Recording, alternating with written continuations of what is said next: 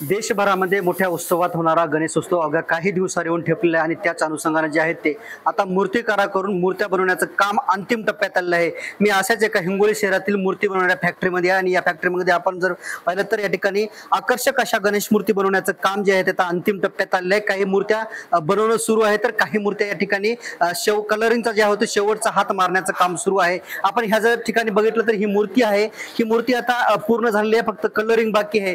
जे काही अयोध्येचा राम मंदिराचा देखावा आहे ते हुबेहूब देखावा या मूर्तीच्या माध्यमातून प्रेक्षकांसाठी किंवा मग गणेश भक्तांसाठी या ठिकाणी आकर्षक असा या कारागिराकडून करण्यात आलेला आहे। तर दुसरीकडे आपण जर बघायला गेलं तर या ठिकाणी आता जो आहे ते कलरिंगचा हात, शेवटचा हात काही मूर्त्यावरती बनवण्याचं काम चालू आहे, शेवटचा हात देण्याचं काम सुरू आहे।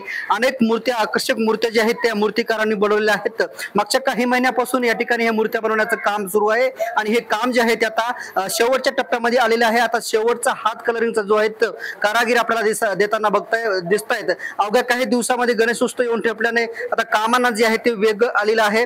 आपल्यासोबत मूर्तिकार आहेत, म्हणजे यावर्षी कशी मागणी असणार आहे आणि अजून काय अडचणी आहेत मूर्तिकारांना हे आपण त्यांच्याकडून जाणून घेऊयात। काय सांगाल दादा, किती दिवसापासून हे मूर्ती बनवण्याचं काम सुरू आहे आणि आता कुठपर्यंत किती दिवस लागणार? लगभग एक वर्षच होत आहे। आम्ही 12 महिने गणपती आणि दुर्गा माताचे हेच काम करत आहोत आणि आता लगभग काही 15 दिवस राहिलेले बघा गणपती बसण्यासाठी। आता शेवटचं काम होत आहे। आतापर्यंत कच्च्या मूर्त्या जसं काही बाहेर देशात विदेशात जे मागणी होती ते माल पाठवला आहे आणि आता जो पेंटिंगचा माल आहे तो पण बाहेर देशात मध्ये पाठवण्यात येत आहे। बाहेर देशात म्हणजे आपण कुठं कुठं माल पाठवतो हा सगळा? आपल्या महाराष्ट्राच्या बाहेर जसं की तामिळनाडू वगैरे, कर्नाटक वगैरे, इकडं आपलं कोकण वगैरे, इकडं आपला माल भरपूर जात आहे। यावर्षी गणेश भक्तांमध्ये कसा उत्साह आहे, कशी बुकिंग होत आहे मूर्तींची?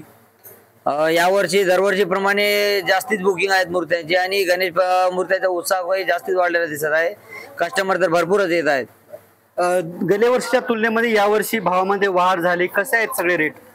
दरवर्षीप्रमाणे गेल्या वर्षीप्रमाणे जर पाहिलं तर यावर्षी राव मटेरियल मध्ये जसं काय मूर्ती बनवण्यासाठी पीओपी, नारळाचा काता व कलर हे जे राव मटेरियल आहेत याच्यामध्ये लगभग 4-5% असे वाढ झालेली आहे।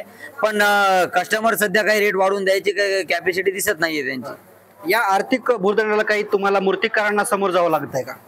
हो ना सर, तो तर आहेत ना। कलरिंगचे भाव असतील, हे भाव असतील, या भावामध्ये काही वाढ झालेली आहे? हो, कलरच्या भावामध्ये तर लगभग 3 ते 5% वाढ झालेली आहेत। पण जेव्हा आम्ही मूर्त्या ते बाहेरगावी व कस्टमर देत आहेत तर त्याच्यामध्ये कस्टमर वाढून देत नाहीत रेट।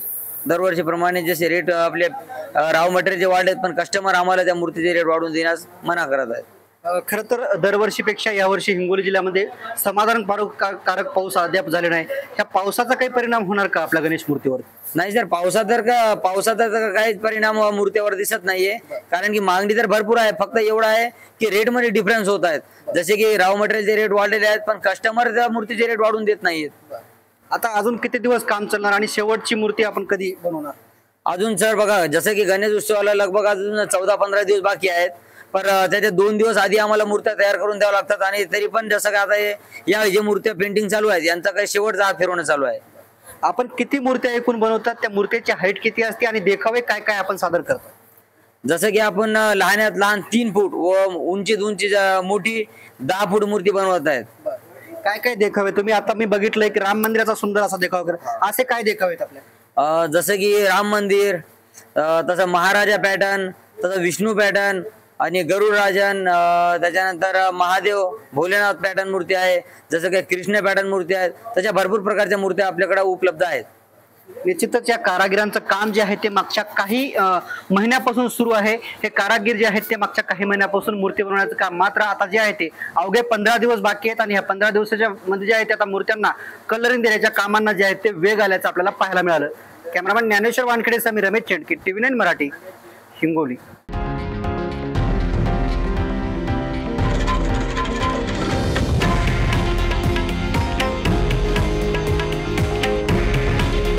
हे आहे देशातील नंबर 1 न्यूज नेटवर्क आणि आपण पाहत आहात TV9 मराठी।